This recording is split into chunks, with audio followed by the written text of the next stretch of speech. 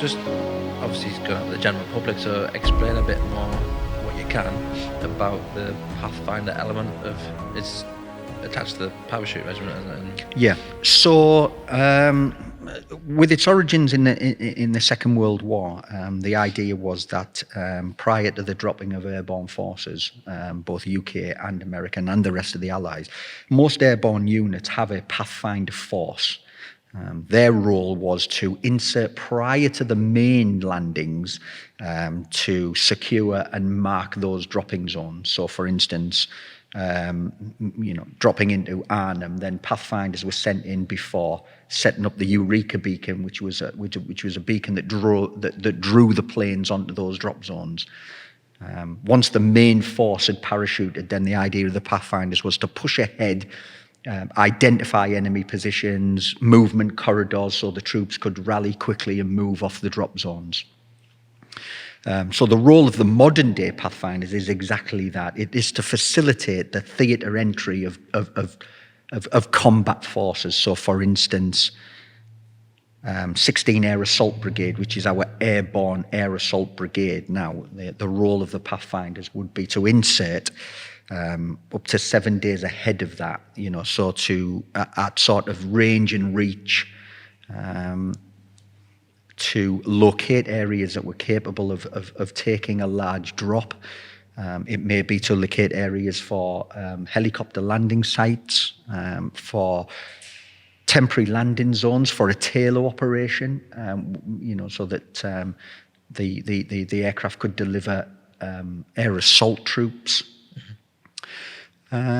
Once on the ground then, and the main force is on the ground, their job would be to push ahead, locate enemy positions, report on those positions, look for areas where troops could move into position to assault it, look for fire support positions, and really identify areas so that the main force could quickly move in and obviously engage the enemy.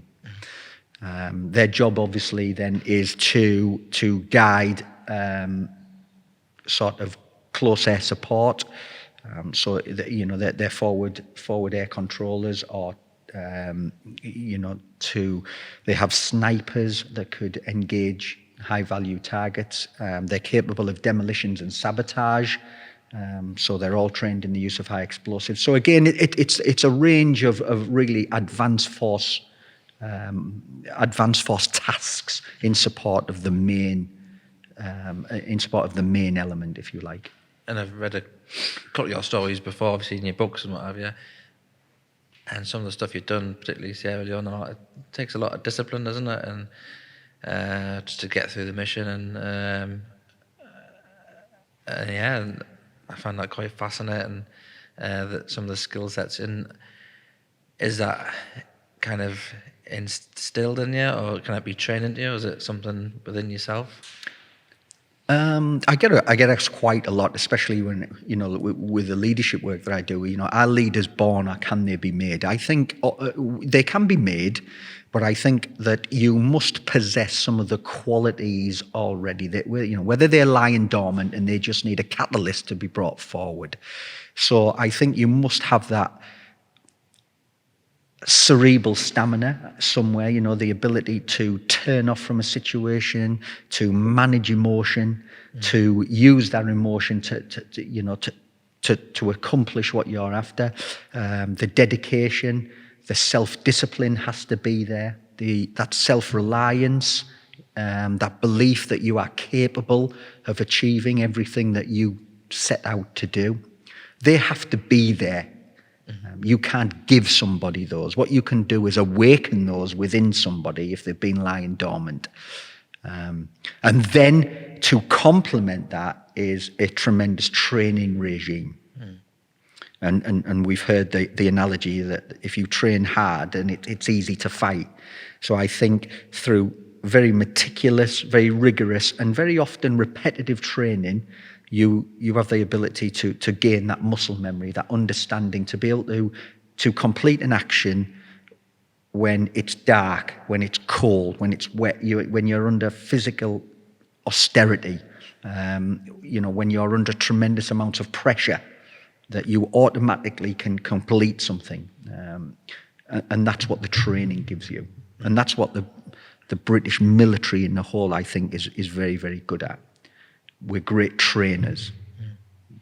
And also, touch on it in a little bit, but also the reliance on the Tommy Atkins spirit, and also trust in your oppo as well, obviously on insertion tasks, and I mean the trust must be immense. I think the whole Tommy Atkins, I think what sets us out as a military is that, okay, we're small, and people often say, how is the British military able to punch above its weight, when at the moment all that we see is that, we have some problems with equipment, there's equipment deficiencies, we don't have enough. The Tommy Atkins spirit, I think, is that we're adaptable. We're capable of putting things together. When we're short in one item, then it's ingenuity, it's improvisation, it's adaptability. It's that we have that spirit where we don't ever say, well, I can't do it because I don't have the equipment. What I don't have, I will make. And if I can't make it, then I'll just do without. And I think it's that spirit. I think the other thing that you alluded to there is trust, of course. I think we're a very, very close-knit organisation, the British military on whole. We have that tremendous sort of buddy-buddy system approach to it. I'll watch your back, you watch mine. And I think that is integral to our success. And what united us through all of the conflicts and is what we remember is that, I do it for you. Yeah. And you do it for me. Yeah. It's like selfless acts, isn't it? Yeah. It is, yeah. So tell us a bit about, you tell us why you joined up and your inspiration behind that, and a bit about the Pathfinder, but also some of your operational experience. Now you've done Bosnia, Sierra Leone. Tell us a bit about the various locations that you've covered. So, yeah, I mean, my first obviously was Northern Ireland, up Banner. I'd been in 3 Para, so I got to 3 Para sort of early 87 after the training. And in the January of 89, we deployed to Belfast as a battalion. So that was my first introduction to sort of operations and the operational tempo. Very strange to think that you're conducting operations on UK soil and that sort of whole understanding of being, in a city, in the centre of Belfast, operating out of an RUC station. The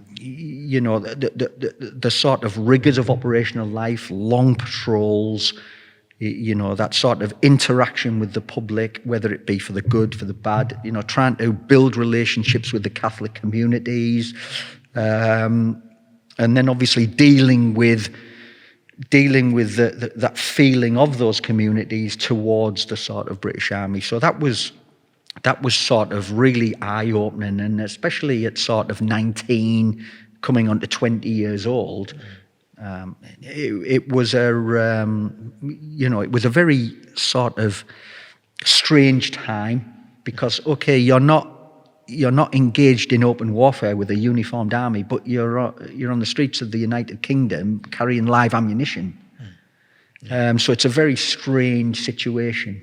A lot of responsibility for young yeah, I mean, and it is, and again, it goes back to training. That sort of judgmental training that we go through. Operating under technically a card, coloured cards, the yellow card, the white card that dictates when you can use lethal force, when you can't use lethal force, what situation you find yourself in when you have to use, when you'd be forced to use.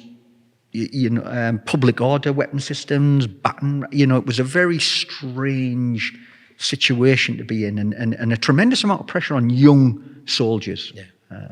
And from Northern Ireland? From Northern Ireland, then I joined the Pathfinders, and again, sort of the next one was going into Kosovo in 1999 under Operation Agricola. I'd actually gone back to 1 Para then, so when I was serving in the Pathfinders weren't organised. In other words, they weren't on the order of battle. Right. They didn't officially exist. Okay. So the people that were assigned to the Pathfinders had passed the selection course, were technically on the books of other units. Right. So the Parachute Regiment, the Royal Engineers, the Royal Signals, the Medical Corps, wherever you came from, carried you as a number. And of course, the equipment was borrowed. We loaned a lot. What that meant is that within that unit, you hadn't the ability to get promoted. Right. So if you wanted to be promoted, then especially into senior ranks, and then especially if the intention was to bring you back into a position of command. So for me, I was already identified as the next platoon sergeant, so I had to return back to the battalions, get my tick in the box as a senior NCO, and then return back to the Pathfinders. When I returned to 1 para, and again, I was 3 para, went to the Pathfinders, but 3 para were out of role then. Right. 1 and 2 para were in the brigade, so you could only go back to units that were in role. Right. The 3 para at that stage were down in Dover, I believe. So I had the choice, 1 or 2 para, and 1 para I ended up back in 1 para, which was great for me. And at that time, then the deployment to Kosovo happened. So yeah, I mean, I was a corporal then. I'd done my seniors, and I was a corporal, and I ended up in the patrols platoon, and then we deployed obviously to Macedonia. For me, I ended up with a team, and the idea for us when we went into Macedonia was that we were going to deploy first across the border. My team, because of my relationship and the level of training I'd had in the Pathfinder, so as an advanced force, as I said, you focus a lot more on the delivery of artillery. So we spend a lot of time working with 7RHA, doing arty targeting, so calling in gunfire, correcting gunfire. So when I went back to 1 para, and the deployment across the border is, because of my relationship with the battery commanders, my team was sent first into an isolated position to sit above the Kachanik defile and basically monitor any movement, whether it be Serbian. There was movement from a Russian tank column that was moving up, with the idea being to move on to Pristina Air Base and take the air base. So my team were sent in high above the Kachanik defile and basically to report on Russian and possible any Serbian movement. And it was it military cross that you got for that campaign? Or? No, the military cross was Sierra Leone. Oh, it was. I was Yeah. on that conversation. I was like, I can't remember which one it was, I'm sure. No, so, and then obviously, once again, so we flew in kind of we were about 7 hours ahead of the main force moving across the border into Macedonia. And then as the main force were moved in and sort of deposited around the Kajanik defile, the decision then was to move into Pristina. So the whole battle group, in effect, was airlifted into the outskirts of Pristina and then made that walk down into the city. And what was that like? I know we're here for Sierra Leone, but yeah, it was great, because if you imagine that NATO, thought that they would be able to oust Milosevic's forces within a week, and 42 days later we're still bombing him. A lot of destruction, a lot of Serbian soldiers still in central Pristina, and obviously the agreement to allow them a week to remove themselves. So, we've got sort of 16, 17 helicopters, Chinooks, Pumas, dropping troops above Pristina. We're now all walking down the roads into Pristina. And it was very reminiscent of that sort of euphoria of the troops moving into Holland, and, flags, people lining the route, waving, girls running out trying to kiss the troops, shake your hand, children bringing your sweets. And I think it was that sort of great euphoria that NATO was here now, and so that was a very, very sort of surreal moment, walking down, and thousands of people who'd been previously hidden in their basements to avoid the Serbian troops, now coming out and throwing their arms around you and throwing flowers at you. It was amazing. Yeah, that's fantastic. Yeah. Next campaign, was that Yeah, so I returned back to the Pathfinders in sort of late '99, took over my role, and then the deployment on Op Palliser, which was in Sierra Leone, happened in May of 2000. Nobody knew it was coming, nobody saw it. I remember being at work, it was a Friday, it was the end of the week, the platoon had come into work, we'd gone for a run, and we were doing our sort of end of the week checks, so armory checks, starred items, officers checks, and getting ready to stand down for the weekend, and telephone rang. And that was the ops officer, one para. He'd phoned up and he'd said, there's been a situation in Sierra Leone. I didn't even know where it was. I couldn't have pointed it onto a map. There's been a situation, and at the moment we're awaiting orders to move one para as a whole, as a task force, to Sierra Leone. The idea being that to rescue entitled personnel, as it was being called, basically British passport holders, but any other nationality that was there under threat. And to sort of give you a little bit of history, Sierra Leone at that point had been involved in a 10-year civil war. The government was on the verge of collapse. Rebel organisations had sprung up to fill the vacuum created by the Sierra Leone army crumbling, the government crumbling, corruption. So they'd filled this void.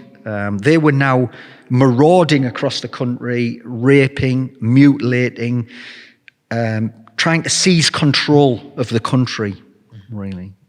The biggest of those belligerents of the gangs at the time was the Revolutionary United Front, headed up by a former corporal in the Sierra Leone army, Foda Sanke.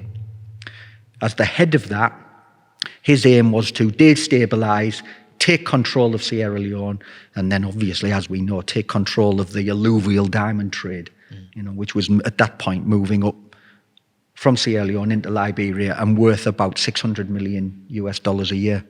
The people of Sierra Leone obviously were then under the heel, under the boot, and were paying the price. Freetown was a hub of industrial activity, a lot of Westerners, a lot of British living and working in the capital, Freetown. It was perceived that that this rebel organisation, which numbered about 2,000 fighters, they'd already had engagements with UNAMSIL, so the United Nations Aid Mission in Sierra Leone. They got a lot. They killed. Yeah, there was a lot of skirmishes at the time. The Indian and Pakistani armies had a lot of skirmishes. The Jordanians had a lot of skirmishes. They'd had equipment stolen. It was very disjointed. A lot of lack of communication that was going on with UNAMSIL. As these gangs, as the RUF was sort of making their way up from their stronghold, moving sort of towards Freetown, every village they came into, as we said, they were raping and pillaging. Their signature atrocity was amputation. You got the choice. They came into your village and they gave you the choice, long or short sleeve. Short sleeve was they took your arms below the elbow. Short sleeved was they took your arms above the elbow. And this was a common practice. Brutality and evil on an industrial scale. 70,000 people had been murdered, a million displaced, and this had been going on for about 10 years. So it was those people in sort of Freetown that were the target for the task force to rescue them, for fear that if the rebel organisations got into Freetown was going to collapse, there's no doubt about it, and then everybody would either be used for ransom or slaughtered. And the op itself? So as I said, we got the call on the Friday, and it was Ops Officer 1 Power, and he says, we're going to go and we need as many Pathfinders as you can spare. Bearing in mind that this was potentially the first jungle fight in the British Army had done for 40 years. We hadn't actively been involved in a jungle conflict since the Malaya campaign in the late 50s. The Pathfinders, we have we have a lot of jungle skill. We do it on the selection card, and we subsequently do it throughout your training. So we had a lot of jungle experience, and that was going to be key to the task force. So we stopped everybody going home on a Friday. We immediately go into isolation. So in other words, there's no phones, there's no contact with the outside world, and we begin, in effect, the planning process with what little information we got. We were based in Watersham at the time, just outside Ipswich, about 25 minutes from Colchester. One para was still in Aldershot. So the head shed, we quickly drove from Watersham on that Friday afternoon to Aldershot to meet with the CO1 para, and obviously be a component within the planning process. We then basically spent the whole weekend gathering everything that we could, there was no maps. So it was literally going on the internet and looking at the topography of Sierra Leone, the likely medical conditions, putting together medical equipment, prophylactics, looking at what weaponry we would need, looking at jungle equipment that we had. So that happened. That was happening in our base location while we were down in Aldershot. At that moment, there was no order to move. So it was kind of plan and be prepared. CO1 para took the decision that if it's going to happen, then we need to be closer to the Air Mountain Centre. So en masse, he moved the entire battle group from Aldershot to Cirencester, to South Cerney, which was the Air Mounting Centre at that time, in preparation for a very quick move into Sierra Leone. As it happened, it was very fortuitous he did it, because we ended up going, kind of very, very quickly. The platoon en masse moved down into Sierra Leone and then into Cirencester, and then we just prepared, and we were part of that planning cycle until we got the green light to go. That green light came a couple of days later.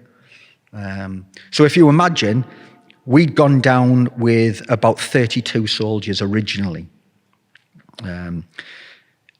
As part of our commitment to 16 air assault, which didn't go, remember one para went, but the rest of the brigade didn't go. So we had to remain or keep our readiness status 1 patrols in the UK that we could deploy with the brigade.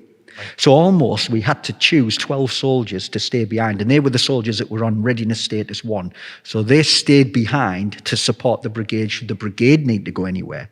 And the rest of us went to support one para. And that's a difficult conversation to have with 12 soldiers. Yeah.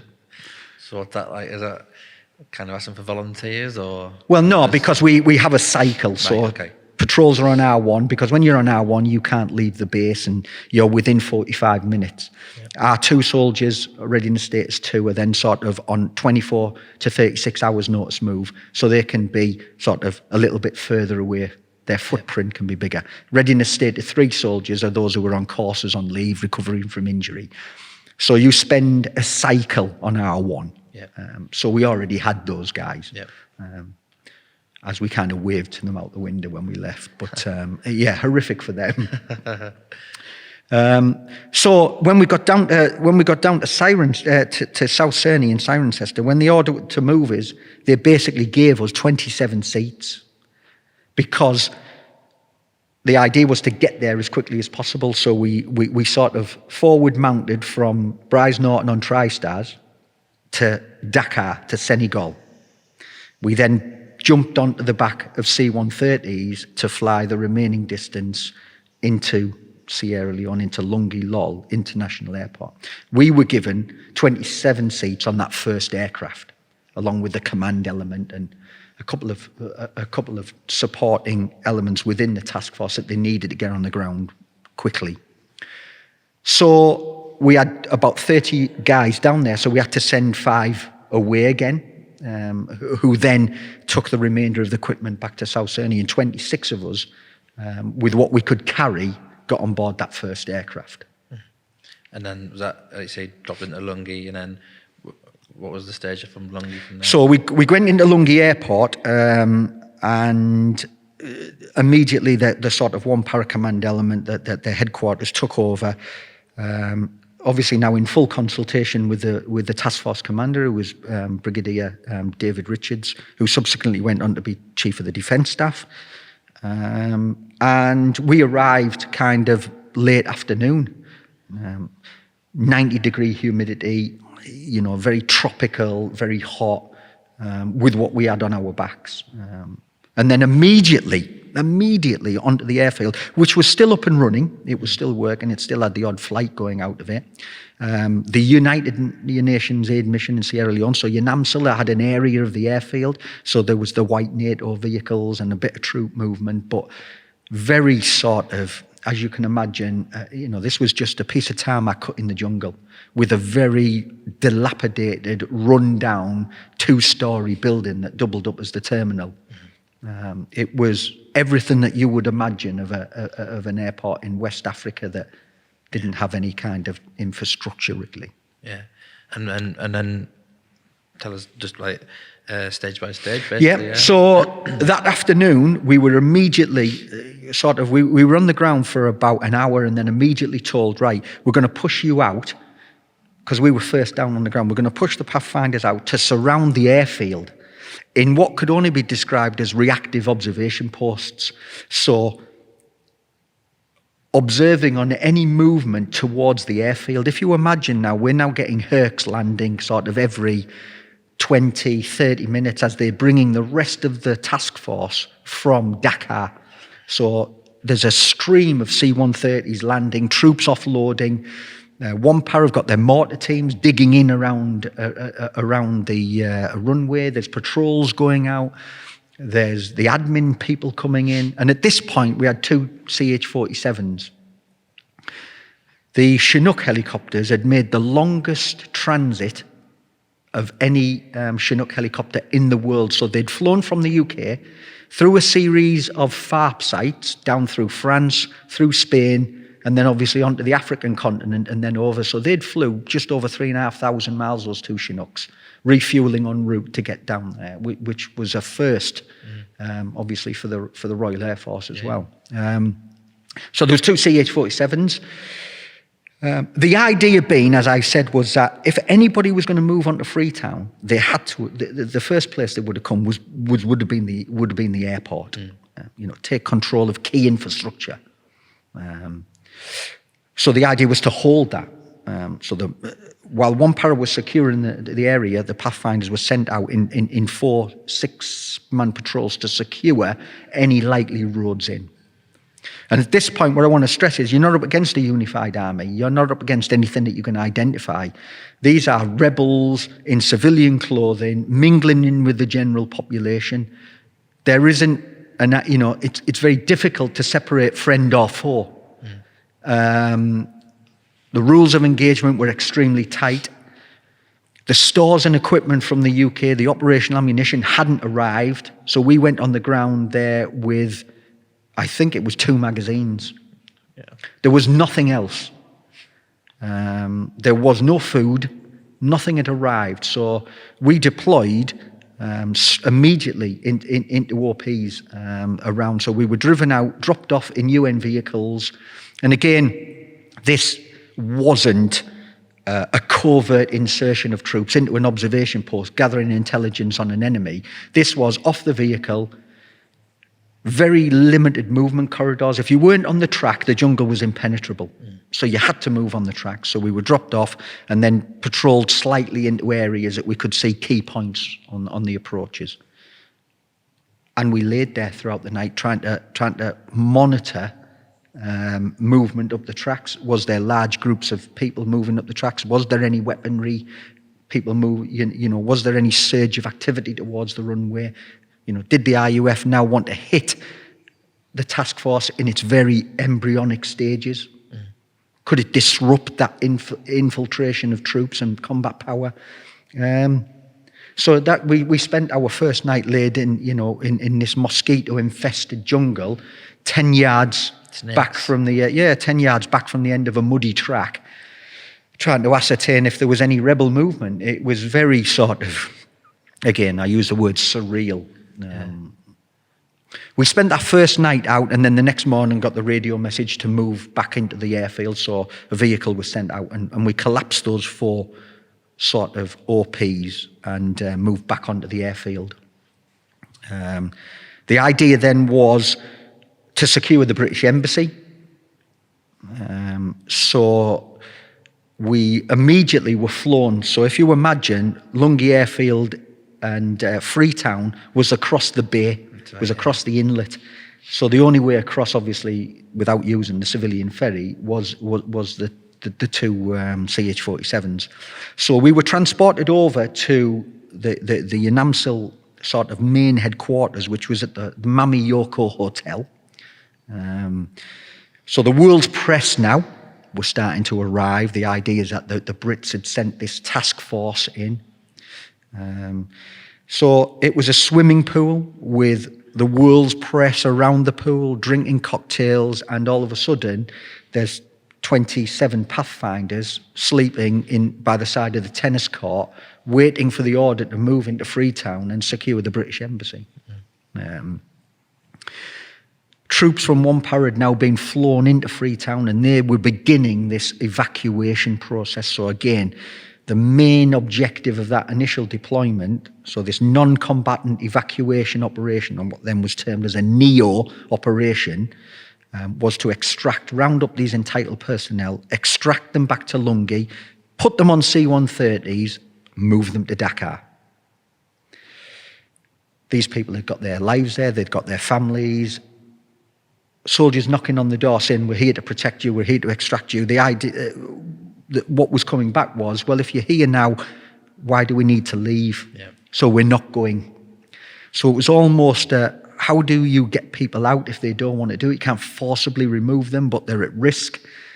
So there was a lot of things going on, a lot of mutation of the mission, if you like, in those very early stages as people were being evacuated. So C-130s bringing troops and supplies in, and then leaving with civilians on board with a bag and their passport. Yeah. So very strange sort of initial 24, 36, 48 hours. I suppose that's a kind of a diplomatic side of a soldier's life as well that people often overlook as well. They don't really appreciate that side. Yeah, I mean, and again, this goes back to my sort of my interpretation of why the British military is considered as a force for good around the world, is that we can jump very, very quickly from warfighting to peacekeeping to counterinsurgency to public order. So the ability for the personnel within the British services to immediately, and the Americans have coined it this 3-block war, to war fight and then walk into the next street and be into counterinsurgency, to walk into the next street to be into, peace support operations. And we do it very, very well. So and I believe what Banner gave us that. So when we go abroad into these operations, our ability to interact with the civilian population and not be have this tyrannical approach to them, this hearts and minds, this ability to interact with them, we do it very, very well. Mm-hmm. So what was following on from that then, once the extraction had took place? Things started to really, really move. So we spent that second night, my second night in Sierra Leone was with my basher, propped up against the tennis court at the Mami Yoko Hotel. Immediately the next morning, that sort of hurry up, 2 Chinooks landed, and we were told immediately that to get on board and fly back across the bay to the airfield, which we did. Our OC at the time was up with CO1 para. He came running down and said, right, there's movement, there's rebel movement anticipated towards the airfield. So in order to protect the airfield and give it the optimum chance of getting everybody out and then to secure it, we're going to basically send the sort of 27, it was at the time, Pathfinders, sort of to stop them. My subsequent conversations with David Richards in writing my book, and obviously in him writing his book, was that we were going to be exposed. The idea being is that we would be a buffer, and if we were to engage the rebels and inflict such a blow that it prevented them from moving onto the airfield. I mean, prior to this, they hadn't had any engagement with anybody that had really stood their ground. So their thinking was that if we send you, and if you engage them, and you deliver such a knockout punch, it will give us time to complete this extraction of entitled personnel.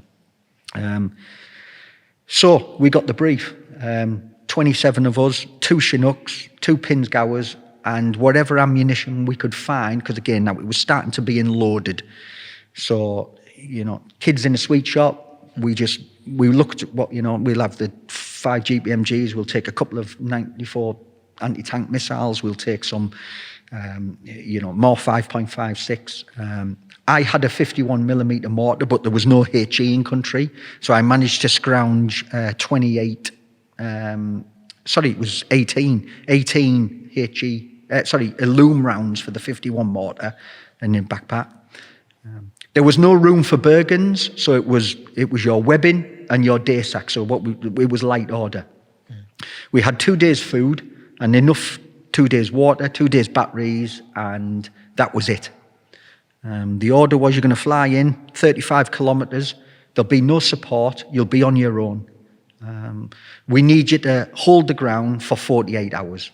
And we're going to send you to this village, which was the last main trading post that the rebels would hit before if they moved from their base, which was in the sort of Port Loco area, on that movement up to us. There was only one track.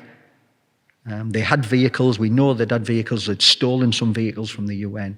So they had to come up a track. So our task was to basically hold that village, hold the track, and stop them for 48 hours. And then we would be extracted. So that was the brief. Did it go to plan? So 48 hours. We're briefing the patrols up. We're on board 2 Chinooks, so we've divided. There's 13 on one, 14 guys on another Chinook, and 2 vehicles.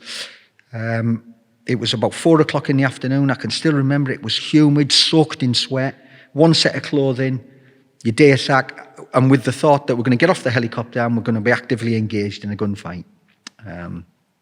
That was the sort of mentality, that was the sort of mindset, that we were trying to get the soldiers in, and when that was it, and we took off.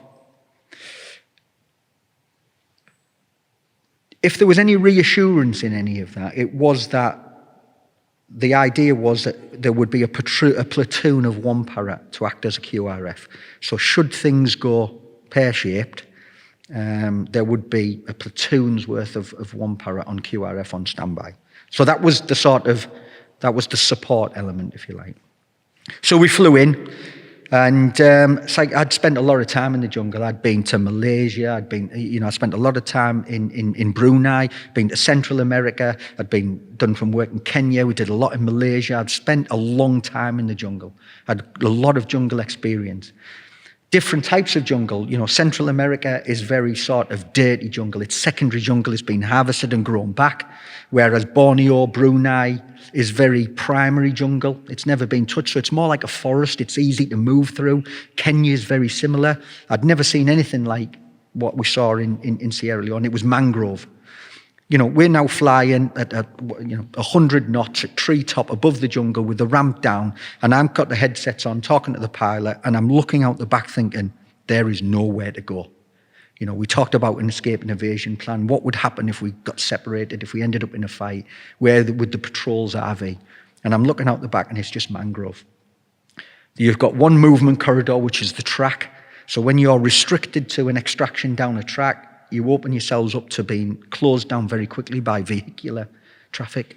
If you drop off into the mangrove, then you've got 35 kilometres through mangrove, infested,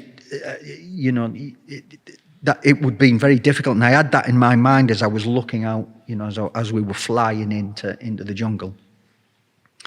It was about 35-minute flying time, and and you can hear it on the headsets. You can hear it 2 minutes, 30 seconds, ramp down, troops unbuckled, ready to go. Waiting to see if the helicopter come under any fire, and boom, smashed down. 2 Chinooks landed. And where we'd landed was just north of the village that had had a little bit of vegetation cut back. So we're in amongst, in effect, tree stumps. So the Chinooks had smashed down, and then we've got two vehicles to drive off the back, which are trying to drive off this rutted, which was incredibly difficult. It's not tactical. We're all off the back, down into fire positions, waiting to come under contact. The two Chinooks flew off, and the idea would be that they would fly off and go into a holding pattern. So if we come under contact and it was a situation that was untenable, then we'd call them back or move to an extraction. And hopefully they would provide some sort of aerial fire support with the miniguns. That didn't happen, and we ended up lying in the jungle waiting to move into the village. You've got to imagine that this village was kind of about 500 metres long by about 300 metres deep. It was centred around a track junction, mud huts, thatched roofs, people just staring at what had just happened. Anybody gone into their village prior to that with rifles was just killing them and mutilating them. So there was this fear. We were unannounced, and here we were, and everyone was just staring out of the jungle at us as we sort of then started to patrol into the jungle and and try to get a feel for the ground, if you like. And then, was it a case of waiting for contact from the rebels, or were you actually actively pursuing them? Or? No, at that point we didn't know. We didn't, and again, it was very unclear. We had about. We had no maps really. We had no air photographs. There was very little intelligence. These people were mingling with the local population. There isn't a uniform to identify anyone. So anybody staring at you could be a rebel. Anybody could. So we were into that village, and then the people have scattered into their huts, scared of us. What we then encountered as we walked in was a platoon of Nigerian troops. Right. So I say platoon, there was about 18 of them. And they'd been there for 6 months as part of the United Nations mission. They hadn't been visited by anyone. There was no communication. Their radios didn't work. They didn't have any food. They had one magazine of ammunition in their rifles, and they'd been there for 6 months. Inevitably, what had happened is they'd gone native. They'd took their uniforms off, they'd married girls in the village, and they were now living in the village as part of the village. The only person that had remained cohesive in any of this was their officer, who we nicknamed Lieutenant Mojo, who had his own little sort of citadel in the village, a little hut with a fence around it, with a flag, and he was still immaculately dressed in his uniform, and obviously come from a family in Nigeria where he spoke almost perfect English. So he came out to meet us, which was bizarre. Surreal, just totally surreal. And so obviously just talk us through. So again, it's late afternoon, it's getting dark, and so we're now looking about, right, the initial contact didn't come. We're not under fire. How do we now take control of the situation? How do we control the ground? So what do we do? Let's quickly walk around the village. Let's identify the likely enemy approach routes. Let's do an estimate of the threat, where we're likely to be engaged from. Let's sort of make ourselves known to the village elder. Local information, local intelligence, that's part of the counterinsurgency element of it, hearts and minds. If you're going to get intelligence, you need it from the people who can tell you. So we're trying to gain information. Is there anybody in the village you don't recognise? Is there any movement? So we're trying to build up that intelligence picture while we're sighting the teams around the village and getting them very quickly to dig shell scrapes. Remember, we thought 48 hours. So we're thinking shell scrapes, protect the village, let's get a bit of a foothold in, make the village defendable, look for an extraction, pick a HLS, and then send all that back to Lungi Lol in a message, to sort of, we're here and this is what we're doing. This is the footprint on the ground. By that stage, it's dark. We're now in the jungle, and as anybody will tell you who's been to the jungle, you can't move in the jungle unless you're moving on a track. It's dark, it's eerie. The jungle's incredibly loud at night. You've got the beetles, you've got the fireflies. It's a very noisy place, the jungle.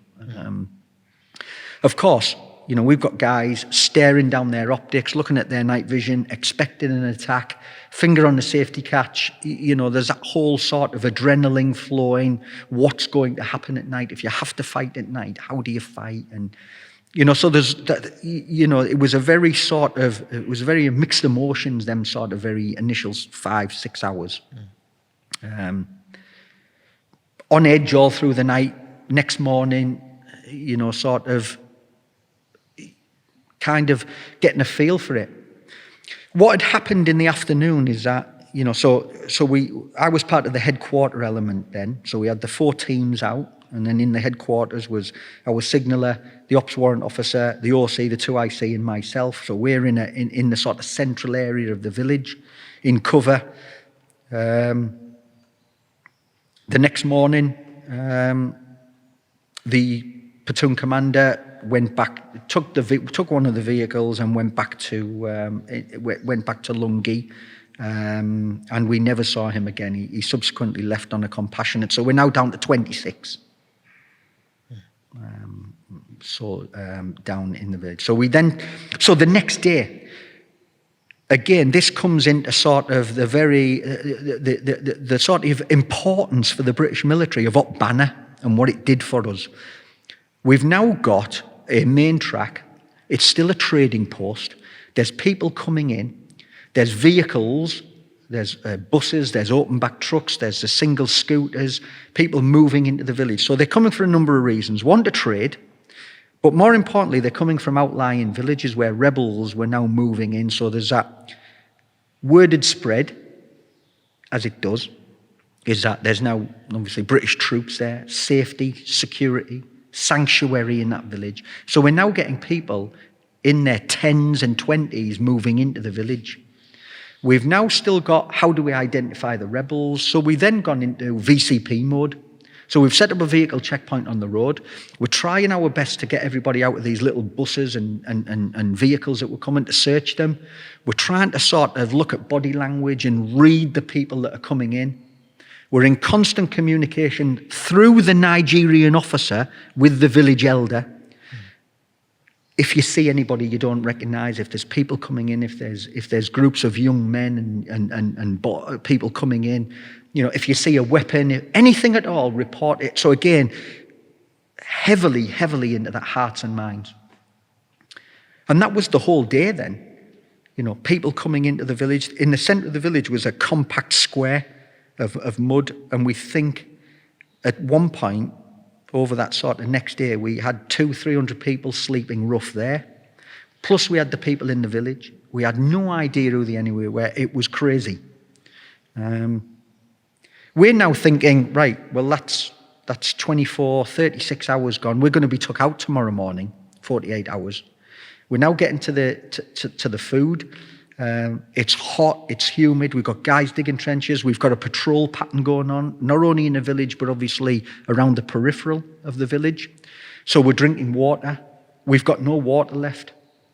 There wasn't a water source in the village. The villagers, which predominantly were the women, were taking the sort of big water demijohns that you see and walking the sort of 600-700 meters through the jungle to the water source and then bringing it back. So again, part of that Hearts and Minds campaign is, in order to sustain and remain hydrated and functioning and focused, we can't take people away from the village and do a water patrol. So it's now into the village elder, can you get us the water? So again, it's that relationship building that we do very well. We're then getting intelligence updates on the radio from Lungi saying, there's rebel movement. We've been on the ground now as a task force 5 days. We're building up an intelligence picture. There's the electronic warfare people that are intercepting the rebels who are using mobile phones predominantly. There's now got the intelligence, the security services. We've got touts. We've got paid informers. So there's all of those things adding to this sort of build-up of information and intelligence. And everything is suggesting that this rebel group up to 2,000 fighters are moving on the base. Their sole intention was to snatch a British soldier. Right. Their thinking was, if we can get to the airfield, snatch a British soldier, and it kicks back to 1993, the American situation in Somalia and Mogadishu, Black Hawk Down. If we can grab a British soldier, if we can grab a number of British soldiers, then what will this do in the media? What will be the public opinion back in the UK if we are massacring British soldiers? So it's dealing with that as well. So everything's telling us they're coming. So again, we've got guys who are riding high on adrenaline, especially expecting a contact, trying to integrate in the village life, trying to observe people, to pick out people in a crowd. So if anybody had have infiltrated the village, we've now got 200-300 people sleeping on the floor. We've got the villagers. If somebody gets into that central village, inside the village with weapons, and then engages us, we've now only got to engage them, but we've got the collateral damage of civilians getting shot. It was chaos. And for me, a very difficult thing to control and manage, and keep in with the patrols and keep talking to them about what's going to happen. The next day, we were expecting a call to say that we were going to be removed. We got a call saying that you're staying, and it could be open-ended. We need you to stay. The evacuation's going well, but the mission's mutated. President Kaba had now had an agreement with Brigadier Richards that there was going to be more security provided to them in Freetown. So we, in effect, lost our QRF. Yep. They'd now been retasked. We didn't know that until we had the contact. There was no spare troops on the ground. Everybody was committed. The mission was mutating. And if there was ever a reason to say that mission creep and how things expand on the ground, this was it. So we're now 48 hours on the village. We've run out of food. We've got no more rations left. And we're now told that it could be open-ended. And again, it goes back to this spirit of Tommy Atkins. Okay, let's make the best of a bad situation. We're here. Right, how do we get more food? How do we get more water? How do we strengthen our defences? What happens now if we're contacted? We're now here long term. We've got to make our defences far more effective. We're now going from a shell scrape to a battle trench. We're now looking at protection over those trenches. We're now looking about, there's jungle out to our front. If the enemy are going to come, they're going to come from the jungle across that open area. We need clear fields of fire. We've got very limited ammunition. We worked it out with the amount of ammunition we had. If we were attacked by 2,000 rebels with our numbers, we had to drop somebody with every 8 rounds.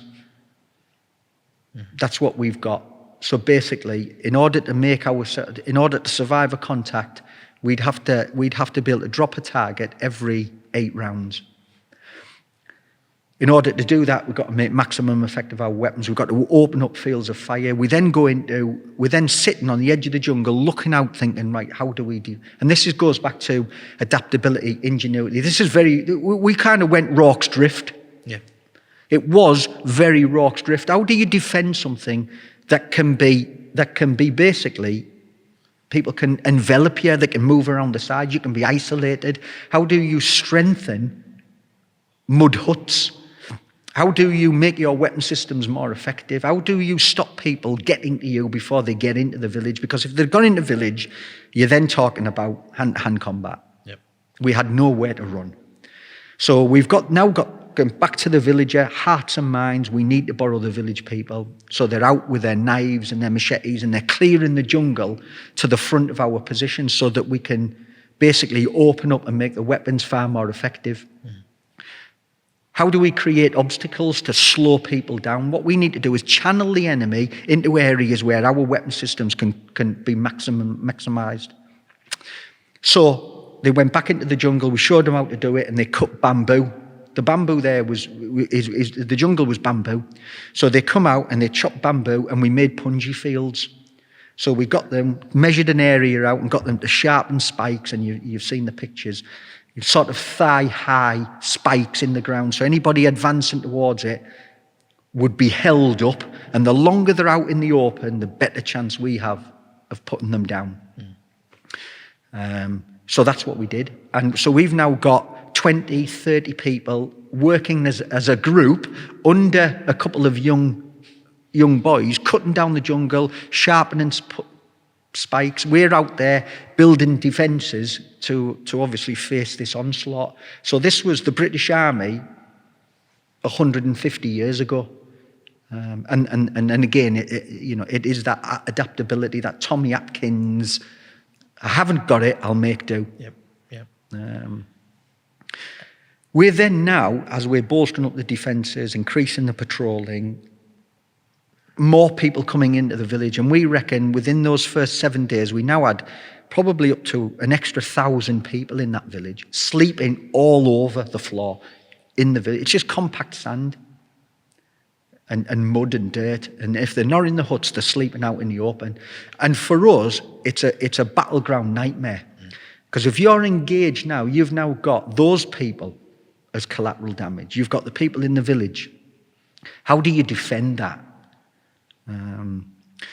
Tactically and defensively, it was a nightmare of going through your mind. The other thing for us is it would have been very easy to envelop us, to move around the village. If anybody had been doing a reconnaissance on us and said, right, well, we'll move round to the left and we'll move round to the right, and then we'll cut off their rear, and then we've got nowhere to run.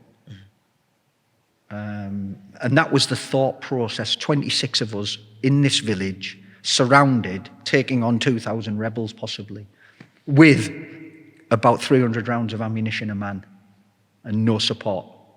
And the contact finally came. And so we'd been in the jungle 9 days. Yeah. So you've got to imagine, and in between that, so we'd had a resupply.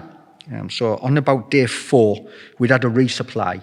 We had a sort of CQMS element operating out of Lungi Airfield. So we got some ammunition, we'd got some food. There was no ammunition yet. So we got some food, we're getting intelligence updates. So what I'd said is that on the sort of hearts and minds things, you get 24-hour ration pack, bars of chocolate, sweets and that. So we rounded them all up. I said to the guys, whatever brew kit you don't use, powdered milk, hot chocolate, biscuit, whatever you don't need, give it to me. And we got a big box of it, and we took it to the village elder to distribute to the children and the villagers. And as a result of that, they were making bread. So that every night we got a small bread bun, which was delivered to us.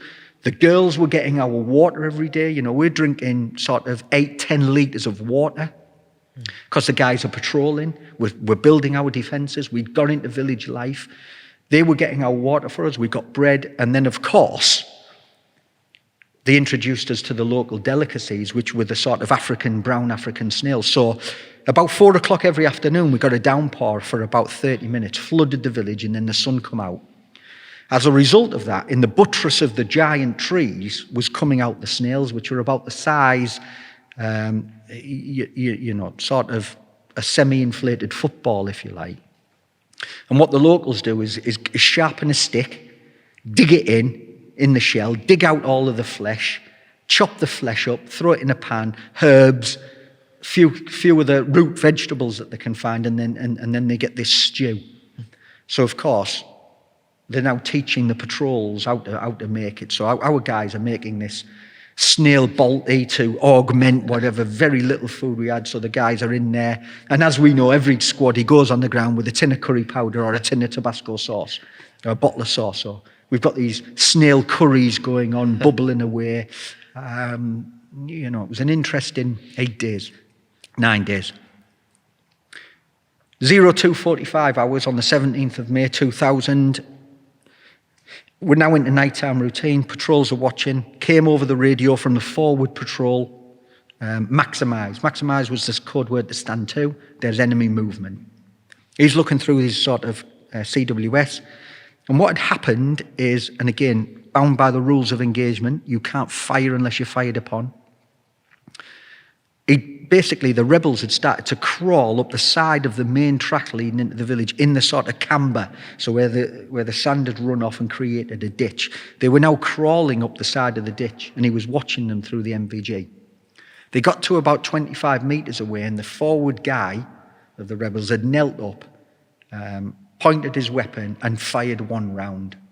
At that point, we think he'd had a not a negligent discharge, he'd got a stoppage. So at that point, so obviously as they're walking up, Maximise came over the radio, we're now all stand to. So, guys are only sleeping with a weapon on anyway. We've only got belt kits. So they're laid on the jungle floor and have been for 8 nights. Everybody's up now.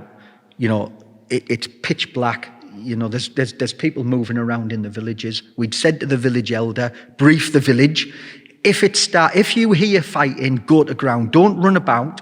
1, you'll get shot, and B, we might think you're the enemy, and we might shoot you. So stay in the huts, lay down on the ground, don't move. We'd talked the Nigerians into putting their uniform back on. So we'd now put them to the back of the village. Again, they had their sort of FNs, the SLRs, automatic version, magazine with about 10 or 12 rounds a man. We'd had to teach them how to clean the weapons again because they were filthy and rusty. So they were kind of protecting the sort of rear of the village, if I say that loosely. This guy had knelt up and fired. Of course, our guys in the forward trenches had opened up now. And of course, then the rest of the rebels had started to open up on the jungle. So we're now taking fire from across the jungle. So they'd crawled up the track. We've now got an area cut in the front of the village. And then obviously we've then got the canopy. So that distance across now is about 250, 300 metres to the canopy. So we're now taking fire from the canopy.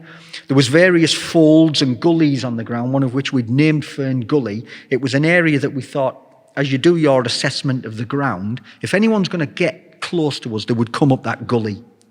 So, of course, we've got a couple of improvised claymores out.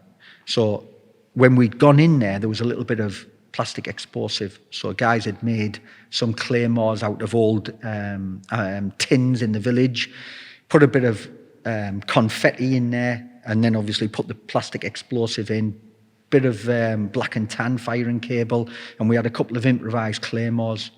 Again, blokes in the Pathfinders, we do extensive demolition and engineering training.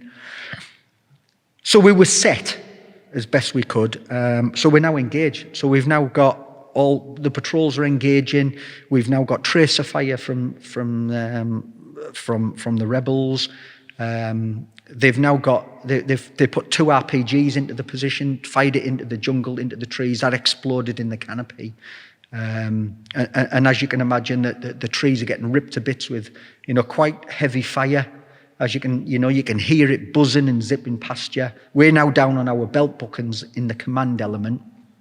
And the teams are fighting in those forward positions. It's pitch black, and we're trying our best to engage them really. So while that's happening, the command element put together a message and sent that contact back to Lungi Airfield. So we're working on, if we've still got the QRF, they're on standby. 5 minutes to get them up.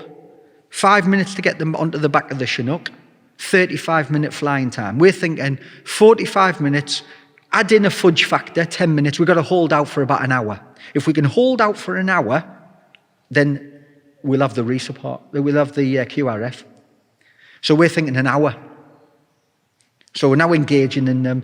The patrols are engaging. We've got rebel fire, it's ripping the jungle to bits. There's screaming and shouting in the village. I had the mortar, so I've got illumination rounds, and I'm thinking, right, if I can illuminate, because it's pitch black, even the MVGs, even sort of CWS doesn't work in the jungle. It's why we don't have optical sights in the jungle. It's misting up. You can't see. They're useless. It's why iron sights are used in the jungle, So even the CWSs, you can't see anything. You're underneath the canopy. There's not a lot of ambient light. Everything that makes it work is not on your side. So I'm thinking, right, mortar. If I can get the mortar up, get some illume up, illuminate all the open area, then we can start picking them off.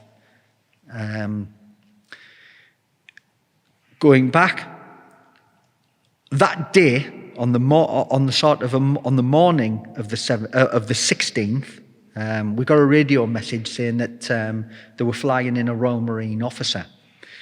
HMS Ocean had been sailing towards Sierra Leone with 4-2 Commando on board.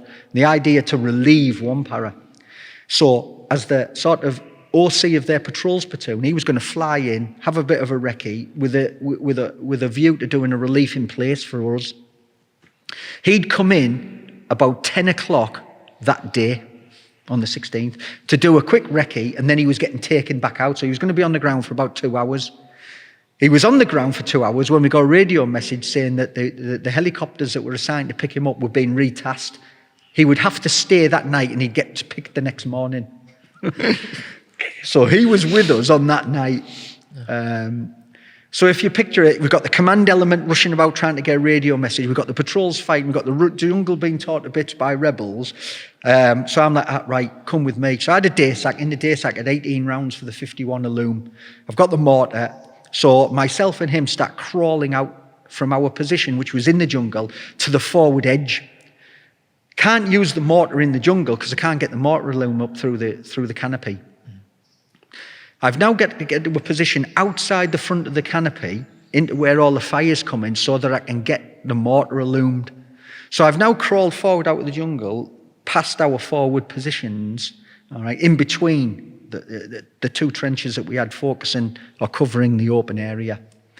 So we're now kneeling up, trying to put the Alum rounds up. And the idea being, if I can drop the Alum rounds 300-400 metres up towards the canopy of where they're firing from, they'll be lit up, but we will remain in the darkness. So obviously they'll be highlighted and we'll be in the dark still.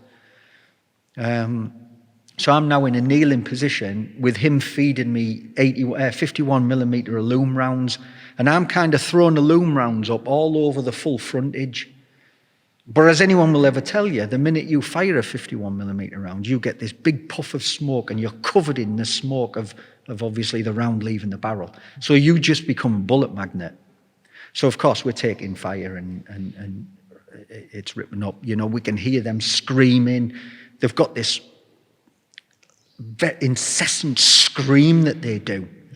This chanting that they hope's going to scare people, because again, their sort of ideology is that they're bulletproof. They get blessed. It's voodoo, and they become bulletproof. So there's all that to contend with. So over a series of contacts, we're now looking for people to try and flank us. They're engaging us to the front, and we're firing the Alum rounds up.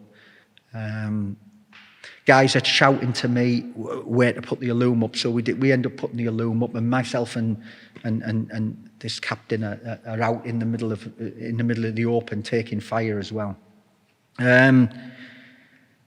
So that kind of went on. There was a lull, and we thought they'd backed off. Then they came back again. So subsequently, they kind of launched 3 attacks. They came back 3 times at us, and each time we kind of sort of repelled that attack. Eventually, when it went quiet and it sort of died down a little bit, you know, and our guys are using that opportunity. You can hear guys trying to reload the magazines. There's distribution of ammunition. Bearing in mind, we've only got 300 rounds. You know, if you're talking about the rapid rate of fire, it's 30 rounds, you know, 30 rounds a minute, or 12 rounds in the deliberate. If you're engaged in a contact at 30 rounds a minute, you've got 10 minutes of fire. We have to hold out for an hour.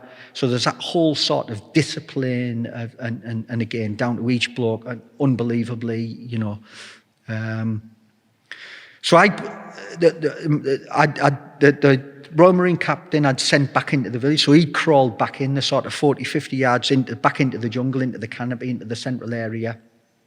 I now dropped into the forward trench that we had, looking to kind of break down the ground anymore, look for what had happened. Obviously, at that point, you know, that we can see the bodies and to the front of us, the rebels. I then crawled back into the jungle, and we're now sort of thinking, well, the QRF should be coming now. It should be here. Those initial contacts, that sort of first 50 minutes, that first hour, they should be en route. We got an acknowledgement to say that the contact report had been received.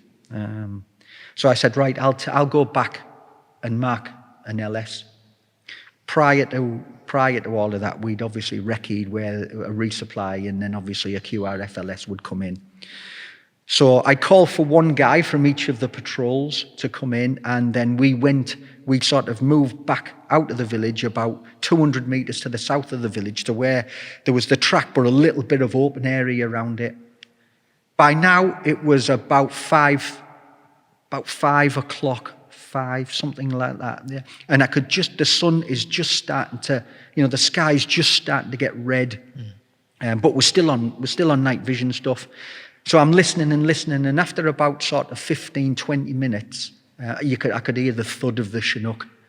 And then obviously I could pick it up as it approached to the village.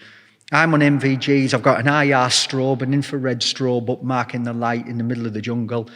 And, it was we had it was a SF crew. Came in, and obviously you can see their whole face lit up by the green glow of their MVGs. Chinook's completely dark. Awesome bit of flying. I mean, this Chinook just bounced into the track, literally just bounced into this jungle track. So I'm now laid about sort of 15 metres from the nose of the Chinook, looking up at the Chinook, thinking, 15, 20 seconds should be enough for 30 paratroopers off the back, and then the Chinook's going to be gone. 30 seconds, a minute and a half, the Chinook's still turning. I'm thinking, I wonder what's happening. So I get up, and then I walk down the side of the Chinook. So obviously it's still turning, it's still going, and then I walked around the back, and the ramp's down. I can see the loadmaster, and I walk into the back, and on the back is the adjutant of one para, who was a former 2IC of the Pathfinders. On his own, obviously the helicopter was empty. So obviously he'd been in the platoon, I knew him, we were friends, if you can. So I kind of went into the empty void of this Chinook and said, where is everyone? He said that the QRF have been redeployed. There's another task, there isn't anybody to come. You're kind of on your own. How come they didn't just radio that in? I think initially my discussions with him was that he'd been sent out to make an assessment as well. Okay. To kind of assess the situation on the ground. So we had a chat, and I walked off the back of the Chinook. The ramp went up, and the Chinook took off. I'm now sort of left facing the 4 guys that I had, who were all expecting sort of 30 paratroopers, because we didn't know what was going to happen then. Again, we were down to our, the idea was that we would fight until we had 2/3 of the ammunition had gone, and we'd leave the last third of the ammunition to E&E with. We'd made that decision. I'd spoke to the guys now, they all said, Steve, well, where's the QRF? I said, there isn't any.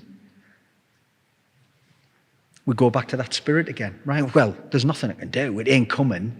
Can't wish it here. Can't imagine it here. Just got to get on with it. So we then rode back into the village. It's, there's people running about all over. At this point, we realised that one of the villagers had been shot. It was a young girl. So our Brian Budd had been dispatched to her. The same Brian who subsequently, 6 years later, was posthumously awarded the VC. So he was a medic. He was dealing with her. She'd got shot through the shoulder, so he was patching up. Her mum and her family was running around the village screaming. There was people running around all over now. It was still still dark. It was getting a bit lighter, but I moved back into the central area of the village, and the 4 guys who'd gone with me bomb burst back to their teams. I'm now briefing up the sort of the element in the middle, which was the ops warrant officer, the signal. Same questions, where's the QRF? I'd explained, and it was like, well, you can imagine. Yep. We then called in the patrol commanders for the 4 patrols, and we gave them what had happened. It's at that point, and again, something that makes the British Army great, and not only that, but again, units like the Pathfinders, is that it's that sort of everyone has a voice. Everyone's got that ability to speak and say, voice their concerns. More so in the Pathfinders, you know, we went round everybody and we says, you know, if we're going to leave, if we're going to bug out, now is the chance. You know, if we want to leave, you know, that's it. We're down to 100 rounds a man. We don't know what's coming. We've stirred the hornet's nest. What's going to happen now? But 8 days, 9 days into a jungle, playing with the kids had you know, we'd made a little gym out of chopped up bits of wood. The people had been going to get our water. They'd been feeding us. We had that relationship. We were never going to leave them. If we'd have left and the rebels had come back, they'd have massacred every single one of them for helping us. So we took the decision. Every single guy said, we'll stay. We just stay and see what comes, and we'll deal with it as and when it comes. So they went back, and we, you know, it's now getting lighter and lighter, and we can see the devastation and what's happened. Redistributing ammunition, strengthening our positions, and again, preparing now for what could have come.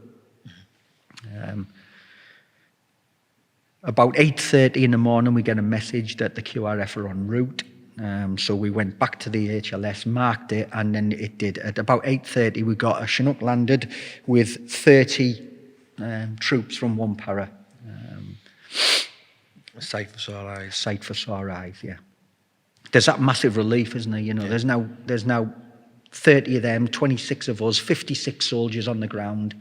Boosted morale. Bit more ammunition, heavier weapon systems, you know, that kind of, well, bring it on now. They basically went into the village, briefed up the OC of the company commander. The one para guys are now sort of getting down into our positions, and it was almost a bit of a relief in place, if you like. So they manned our positions while our guys kind of sort of come back from the front, you know, and then do what they do, quickly clean the weapons, make sure you recharge any magazines, re-bomb with any ammunition that we were given, and prepare for the next round of events, if you like. It's at that point that, as a group, we decided that if we're going to stop this, if we're going to stop them, then we've got to do it now. They're on the run, they're wounded, they're probably disjointed, panic, fear. They've gone back into the jungle, gone to lick their wounds. We thought, if we're going to stop it, let's stop it now. So we decided that the one para would remain in the village and the Pathfinders would take out a fighting patrol. And the idea being is that we track them through the jungle. If we can come across them, then we'll deal with it there and then. So we divided ourselves up into two 12-man teams. A team on the north and a team on the south, and we pushed out into the jungle. We'd agreed a limit of exploitation, which was the limit of the radios, which was about 1.5 kilometres. So the idea being that we would work in two groups, push through the jungle, move simultaneously at the same speed, and deal with whatever threat we found as we were moving through the jungles. The idea being we'll follow up the sign, we'll track them, the blood, whatever we would find, so that we could get to a point where we did. And that's what we did. So we pushed as two fighting patrolled through the jungle, hoping that we would sort of be able to sort of nip it in the bud now. Which again, you know, was a first for the British Army. Yeah. We patrolled into the jungle. I mean, we came across a very temporary building. It wasn't built by the rebels. It had been there some time. Huts, a couple of buildings at about 1.5k into the jungle. So, you know, we cleared the village, very sort of room clearing. You know, there was still fire. We found bits of ammunition. The team in the south found some 4 or 5 AK-47s, lots of ammunition. There was blood trails. So we decided to push on again. So we radioed back and said, we're going to push on another kilometre.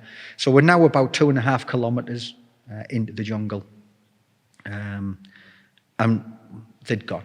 We couldn't push in any further. We were overextending ourselves, you know. So we made the decision to pull back to the safety of the villages, which we did. So we kind of patrolled out and then patrolled back, and used that opportunity to do a 360 of the village to make sure that we couldn't see any tracks to think that they had tried to envelop us. So we patrolled back into the jungle. By this stage, the Nigerians with the villagers were clearing up the rebel dead, and the Nigerians were dealing with. They basically took them away into the jungle under the guidance of the villagers and dealt with the burial of. We never had anything to do with that. Yeah. We then spent the rest of that day just preparing for the repercussions of what had happened. CO1 para came in, the brigadier came in. Lots of congratulations for the blokes. And he basically said, I'm going to have to leave you here, but I'm going to have to take the 1 para away, so you're going to be back to your own. So tell me what you need. So, of course, as a group, we put a wish list together. Let's have 3 81mm mortars. Let's ask for ammunition. We want claymores. We want, everything that we thought we could get. Of course, we got nothing. We got a little bit more ball ammunition. And then, so that first day, that next day, so that day, the day of the contact, if you like, 1 para stayed in, and this kind of allowed us to get a bit of rest. And then we kind of refocused for what was coming. That night, nothing happened. The village has got more people in. It's kind of returning very quickly. They adapt very quickly to life. So the next morning, day 10, the 1 para guys flew out. So on the Chinook that was sent to collect them, 3 81mm mortar teams were brought in. So we now had 3 81mm mortars, more ammunition, and still the 26 Pathfinders, and the 1 para platoon left to be retasked in Freetown. So, to put it in a nutshell, how many days was the? So we then remained for a further 7 days. So in total, we went in for 2 and we stayed for 16, living in the jungle on just webbing and sleeping on the jungle floor and eating whatever we could find. And that's like you say, that is stripped down bare Tom Atkins spirit in it. Pretty much. It's unbelievable, isn't it? And any more contact after no that? And again, we kind of, so we had the 81mm mortars in. We kind of DF'd all the likely areas where the enemy were going to be. We had a very, very clear brief to them again, because there's people coming out of the jungle, civilians. You don't know who to fire, so you can't start dropping 81mm high explosive. So it was very much to the teams, if you think you see anything, if you hear anything, if you can visually see anything, then we'll put a loom up, we'll illuminate the jungle, and then if there's a need, then we'll engage with 81HE. Lots of screaming, lots of shouting, lots of people entering the villages, but basically over the next 7 days, nothing.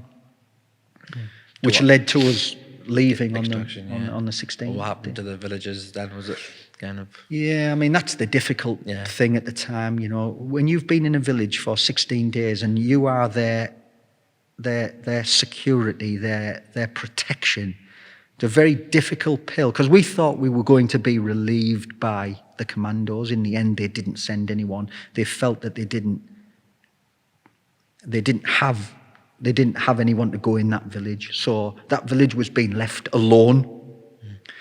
Our thinking was that the minute we leave, they're just going to get the rebels in, and they're just going to get massacred. Simultaneously to our contact on the 17th of May, in Freetown, the leader of the Revolutionary United Front, Ford de Sanko, was captured in an intelligence operation. He was subsequently imprisoned, and he hung himself 3 days later in his cell. So that sort of collective action of losing their commander, taking a substantial hit from us, kind of threw them into disarray, and they kind of broke up into smaller factions looking to fight and take control of what was left, and they just kind of evaporated, we think, which was the brief. So the village remained intact. It was never attacked, and to this day, remained, a thriving village. And that was at the end of the op for yourself, or? Yeah, we went back. We flew back to Lungi, to the airfield. We debriefed, and within 2 days, we were back in the UK. Yeah, fantastic. Isn't it? So I think for us, the Pathfinders, we were on the ground about 22 days. Right. That's amazing. Amazing story. Yeah. Any chances of a film of it? Well, the book's been out, the book's been optioned. We're talking. There's talk of TV. So we're in that area at the moment of, and especially for us. To be honest, when the book came out, when I wrote the book, and in 2014, and Miramax America offered to buy it immediately. The issue being they wanted complete rights, which means control. Right. So it could have been anything. It could have been an American team doing it. Okay. You lose complete control, and that's not. It was never, the aim of writing the book was to tell the story, to highlight the strengths of the British military and what we're capable of. Our allies, every ally told, the powers that be that you can't do that. You can't move from the UK kind of in 24 hours to an operation in Africa without some kind of support. Yeah, and it's now being touted around the defence colleges of the world as possibly the most successful intervention operation that's ever been conducted. Again, which plays to the strengths of the British military. Fantastic. That's amazing. And probably just to round it all up is the ultimate question of what the name Tommy Atkins and what the spirit of Tommy Atkins means to yourself. I take great pride in, as a recruit, particularly in the parachute regiment, you're called a Crow, but when you move to the battalion, you are renamed a Tom. So as a private soldier, you are now a Tom, which is that link to Tommy Atkins. So it's that pride. So for me, it's always been about that relationship to Tommy Atkins, in that you're a Tom, and that affiliation with that name. And again, my whole career and everything I talk about now is the adaptability, the durability, the moral fibre, that conscientiousness of the British soldier, to be able to overcome severe adversity and remain compassionate at the end. And for me, that epitomises everything across our services and our link to Tommy Atkins. Top stuff. Thank you. Al?